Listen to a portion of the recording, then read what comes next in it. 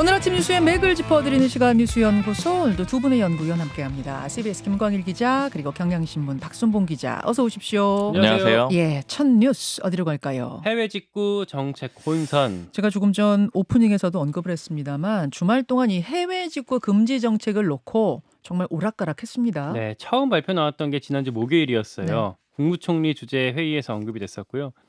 어린이가 쓰거나 화재 우려가 있거나 화학 제품이거나 이런 식의 한 총 80개 품목에 대해서는 KC라고 이제 국가 통합 인증이 없으면 해외 직구는 사실상 원천 금지한다, 이런 내용이 담겨 있었습니다. 예, 예. 그랬다가 사흘 만인 어제 이 정책을 돌연 철회했어요. 애초에 이걸 전면 금지하려는 게 아닌데 오해가 있었다, 이런 식으로 해명을 했고요. 안전을 부각해서 설명하다 보니까 실제 내용이 정확하게 전달되지 않았다라고 발표를 했습니다. 네. 해외 직구 많이들 쓰세요? 많이 하죠. 네, 네, 주변에 이게 많이 합니다. 모르시는 분들도 있어서 이제 소액 제품 같은 경우에는 소비자가 온라인으로 직구하게 되면 세금이 안 붙어서 싸게 살 수가 있습니다. 그렇죠. 최근에는 국내에서도 뭐 알리, 테무 이런 중국 직구 플랫폼이 유행하면서 시장이 엄청 커졌고요. 연 거래액이 6조 원을 넘겼습니다. 제 주변에도 뭐 다들 하더라고요. 그러다 보니까 쿠팡 같은 국내 유통사에선 좀 곡소리가 나오기도 했었어요. 네. 그러다가 얼마 전에 몇몇 해외 직구 물품에서 발암물질, 유해물질 이런 것들이 검출됐다는 소식이 전해졌고 그 대책으로 금지 정책이 나왔지만 비판만 받고 철회하게 됐습니다. 그렇죠. 빈대 잡으려다가 초래 삼간 다 태우는 거 아니냐, 이런 식의 지적이 많았어요. 그러니까 주로 중국산에서 이런 발암물질 제품들이 발견이 됐던 건데 지금 정책을 보면 중국산뿐 아니라 호주든 미국이든 다 안 된다는 거잖아요. KC 마크 없으면. 맞아요. 그리고 그렇죠? 특히 이 비판에 여당 당권 주자들의 목소리가 눈에 띄었습니다. 한동훈 전 비대위원장, 과도한 규제다, 재고돼야 한다라고 말을 했는데 이게 이제 비대위 이후의 첫 정책 비판이었다. 그리고 두 번째 페이스북, 저번에 배신자 논란 때 나왔던 거 이후에 두 번째 페이스북으로 적었고요. 네. 유승민, 무식한 정책이다. 나경원, 졸속 시행으로 인한 부작용 검토하지 않았다. 이런 얘기들을 썼습니다. 예. 다만 좀 한 가지 좀 우리가 더 봐야 될 거는 발암물질 이런 문제들은 여전히 있는 거잖아요. 있는 거죠. 이걸 어떻게 해결할지 이거는 어제 발표에도 담기지 않았습니다. 그러니까 취지 자체가 나쁜 건 아니에요. 제가 앞에서 말씀드렸다시피 그 취지를 향해서 접근하는 방식이 너무 거칠었다. 두루뭉실했다. 이렇게 얘기할 수 있겠죠. 네. 이게 사실은 어느 정도는 반발이 예측이 될 수밖에 없었던 게, 일단 아까 알리랑 테무 얘기해 주셨는데 두 개 회사만 쳐도 1분기에 보니까 한 1,500만 명 정도 이용을 했거든요. 근데 지금 최대 국내 이제 이커머스 업체가 쿠팡인데 3천만 명 정도예요. 그러니까 거의 절반 수준까지 굉장히 높고, 그다음에 제가 최근에 좀 얘기들을 주변에 들었던 것 중에 흥미로운 게, 여기가 너무 싸니까 근데 이제 벌크로 굉장히 대량으로 팔거든요. 그렇죠. 그러니까 요거를 사가지고 다시 파는 사람들이 있어요. 되팔이를 해요. 그게 굉장히 큰 산업 중에 또 하나로 형성이 되고 있는 겁니다. 그러니까 왜냐면은 개인이 사면은 검증이 좀 안 되는 제품들이 있잖아요. 그러니까 이 사람들이 소량으로 여러 개를 사본 다음에 그다음에 괜찮은 제품들을 대량으로 사가지고 벌크로 다시 판매를 하는 거죠. 그러니까 개개인한테 또 다시 파는 그런 과정을 거치는데, 그러니까 일종의 산업까지 형성이 돼 있다 보니까 이제 반발이 클 수밖에 없는 그런 구조였던 거고요. 그다음에 이제 정부 정책이 좀 번복이 되는 과정이 좀 반복이 됐다, 이런 점이 좀 문제점으로 지적이 되는데, 그러니까 가장 근래에 있었던 사례를 보면은 이제 R&D 예산을 삭감했다가 그다음에 예타 폐지하고 규모를 확충했잖아요. 네. 요 사례하고는 좀 다르다라는 거예요. 제가 여당 쪽에 좀 얘기를 들어보니까 이제 문제가 되는 것들은 예전에 초등학교 입학 연령 만 5세로 낮추는 거, 그다음에 외국어고 폐지하겠다라고 했다가 안 했던 거, 주최대 69시간 노동 도입하겠다라고 했다가 안 했던 거, 요런 거랑 좀 연결선상에 있기 때문에 이게 문제가 있다. 그래서 이제 관계자가 이렇게 표현을 하더라고요. 이건 좀 아마추어 정부 같은 느낌을 줄 수 있다. 근데 반면에 제가 아까 R&D 예산 문제를 좀 말씀을 드린 거는 다만 여당 내에서도 이런 것들, 그러니까 총선 끝나고 나서 민심을 좀 수용하는 그런 그림으로 번복이 되는 건 괜찮다. 근데 이게 정책이 좀 미숙해가지고 이런 그림으로 가는 건 좀 문제가 있다. 이런 얘기들이 좀 나오고 있고요. 그렇죠. 그 다음에 이제 당권 경쟁 그림이 나타났다라는 게 좀 주목이 되는데, 유한나 동시에 거의 기다렸다는 듯이 나섰잖아요. 유승민, 한동훈, 나경원. 네. 유한. 그러니까 당에서 이렇게 많이 유한나 그래요? 부르더라고요. 유한나 동시에 나섰다, 이렇게 표현들을 하더라고요. 한 세 가지 정도 의미를 짚어볼 수가 있는데, 일단 첫 번째는 제가 이제 국민의힘 사람들하고 얘기를 하면서 좀 인상적으로 봤던 거는 이 정부에 대한 평가보다는 당권 후보들에 대한 평가가 많다라는 거예요. 그러니까 국민의힘 사람들의 관심이 어디에 있느냐. 그러니까 윤석열 정부보다는 차기 당권 주자에도 관심이 있다 이런 건데 뭐 예를 들어서 이런 겁니다. 뭐 정책 이해도에 대해서는 뭐 유승민 전 의원이 더 나은 것 같다. 뭐 아니면 뭐 이런 것들은 좀 비판적으로 봐야 될 것 같다 이런 얘기들을 그러니까 한동훈 전 위원장의 페북, 그다음에 유승민 전 의원의 페북, 나경원 당선인의 페북 이런 것들을 막 평가하는 그런 목소리들이 있어요. 그러니까 이 얘기는 결국 당권 주자들이 그 경쟁을 시작했다라는 의미도 있고 당내에서는 정부보다는 차기 주자에 더 관심이 있다. 이게 한 가지가 또 있고요. 자, 오늘 이 이야기는 사실은 뒤에 박지원, 월간 박지원에서도 좀 있고 또 뉴스닥에서도 계속 언급을 할 거라 이 정도까지 일단 좀 설명해 주시고 네. 다음으로 넘어가 볼까요? 김건희 여사 컴백. 어제 대중 활동을 재개했죠. 네, 어제 불교 행사에 등장했어요. 네. 총선 후 처음으로 대중 앞에 모습을 드러냈고요. 작년 12월 자승 전 총무원장 조문했던 거 이후에 거의 반년 만에 직접 나온 거였습니다. 예. 당장 다음 달에 대통령 중앙아시아 순방 일정이 있을 수가 있거든요. 그때 동행하려고 하면 갑자기 짠 하고 등장하는 것보다는 이런 행사에서 좀 미리 나와서 김 빼는 게 필요했을 거예요. 심지어 지금은 뭐 검찰 소환 가능성까지 있기 때문에 뭐 미리 노출되는 게 전략적이다라는 해석이 여권에서 나오고 있습니다. 며칠 전에 캄보디아 정상회담도 이제 공식 일정이긴 했지만 그건 비공개였잖아요. 그때 이제 사진만 나중에 공개하는 방식. 네, 일종의 그런 방식으로 여론의 간을 봤다면 이번엔 좀 마음 먹고 움직였다. 이렇게 여권 내부에서 얘기가 나오고 있습니다. 자, 그러면은 이번 행사가 불교 행사였던 점 요것도 기자들은 분석을 또 따로 하나요? 네, 일단은 어제 행사에 김건희 여사 참석해달라고 불교계에서 요청이 진짜 어마어마하게 들어왔었대요. 그러니까 어제 행사가 사리반환 기념식이라고 해서 네. 뭐 옛날 그 석가모니 사리랑 고려시대 고승사리가 100년 만에 국내로 돌아오는 걸 기념하는 자리였거든요. 일제 때 불법 반출이 됐다가 미국 보스턴 미술관에 보관이 돼 있었는데 반환하는 과정에 김건희 여사 역할이 컸대요. 네. 20년 동안 추진하다가 꽉 막혀 있었는데 김건희 여사가 나서면서 뚫렸다고 하더라고요. 그러다 보니까 어제 행사에서 총무원장, 그러니까 현 조계종 총무원장도 김건희 여사를 공덕주라고 표현했을 정도였어요. 이게 뭐 공덕을 베풀어주는 근본이라는 뜻이라고 하는데 그 정도로 요청이 셌고 특히나 제가 어제 현장에 있었던 여권 관계자한테 물어봤는데 네. 이런 얘기를 하더라고요. 대통령 부부가 이렇게 인기가 많은 줄 처음 알았다. 현장 분위기가 뜨거웠다는 얘기예요? 네, 그만큼 불교계에서는 나름 이번에 역할을 좀 인정하는 분위기가 있었던 것 같습니다. 예. 용산 입장에서도 종교 행사를 명분으로 들게 되면 아무래도 뭐 다른 행사에 나오는 것보다는 시비가 좀 덜 생길 수 있기 때문에 뭐 딱 타이밍 좋게 맞아 떨어졌다고 할 수가 있겠고 물론 마지막까지 좀 고심했던 흔적이 보이는 게 기자단에도 이 일정 전날 밤에 긴급하게 공지가 됐습니다. 그러니까 아무튼 이런 결정이 있었고 김건희 여사는 이렇게 캄보디아 회담 그리고 종교 행사 참석 이렇게 두 번이나 좀 김을 뺐으니까 앞으로 자신 있게 좀 나올 것 같습니다. 자, 박순봉 기자, 이 네. 김건희 여사의 이제 공식 행보 어떤 부분 주목해야 하나요? 그러니까 좀 언급을 해주셨지만 단계적 복귀라고 보면 될 것 같아요. 그러니까 지난번에는 이제 대통령실 내부에서 오찬 행사로 공개를 했고 네. 그때는 사진만 나왔었죠. 근데 요번에는 이제 외부 행사로 나왔고 그다음에 뭐 영상이랄 건 없지만 외부에 나왔기 때문에 화면이 찍혔죠. 그러니까 이렇게 자연스럽게. 단계적으로 네. 가고 있는 거고. 그러니까 이제 뭐 관계자가 이런 표현 하더라고요. 상황을 좀 요약해 주는 것 같은데 슬로우 스타트를 하고 있는 것으로 생각이 된다. 이제 슬로우 스타트? 네, 그러니까 예를 들자면 오찬 같은 경우에는 네. 상대방의 일정을 고려해서 잡은 그런 일정이잖아요. 그렇죠. 그러니까 그런 것들을 먼저 하고 그다음에 이제 불교계에서 요청이 있었다. 이런 것들을 좀 근거로 나서는 거니까 결국 이제 명분하고 단계적으로 가고 그다음에 점차로 좀 넓혀가는 그런 그림으로 가고 있다라는 거고요. 특히 이제 당내 반응들을 좀 보면은 이런 이제 복귀 자체는 문제가 없다 이런 게 좀 일반적인 반응이에요. 그러니까 활동 자체가 나쁜 건 아니다. 뭐 관계자가 이렇게 표현하더라고요. 근데 다만 이제 향후에 수사랑 이런 것들에 대해서 입장이 어떻게 나오느냐 이게 문제고 그다음에 수사 과정이 좀 정당하게 국민들이 느낄 수 있느냐 이게 중요할 거다. 좀 이렇게들 평가를 하고 있습니다. 예. 주말에 공교롭게도 문재인 전 대통령의 배우자 김정숙 여사에 대한 어떤 언급도 정치권에서 꽤 논란이 있었어요. 이거는 그러니까 문재인 전 대통령 재임 때부터 논란이었던 2018년 인도 방문 문제가 다시 불거진 건데요. 문재인 전 대통령이 최근에 회고록을 냈는데 네네. 여기에 김정숙 여사가 타지마할 갔던 게 인도 측의 초청을 받고 갔던 거고 일종의 단독 외교 차원에서 갔던 거다. 뭐 나라 돈으로 뭐 관광 간 게 아니다 이런 식으로 밝혔습니다. 이게 이제 논란이 된 게 꽤 뭐 되지 않았습니까? 네. 그런데 문재인 전 대통령이 직접 입장을 밝힌 게 처음이라고요. 처음이에요. 근데 이제 여기에 대해서 여권, 이제 국민의힘 쪽에서 역시나 반발이 컸고요. 뭐 그 김건희 여사 특검 이슈가 계속 있잖아요. 그러면 김건희 여사만 할 게 아니라 김정숙 여사 특검도 해야 된다. 이거 이 타지말 그 문재인 전 대통령 이렇게 말했지만 아니다.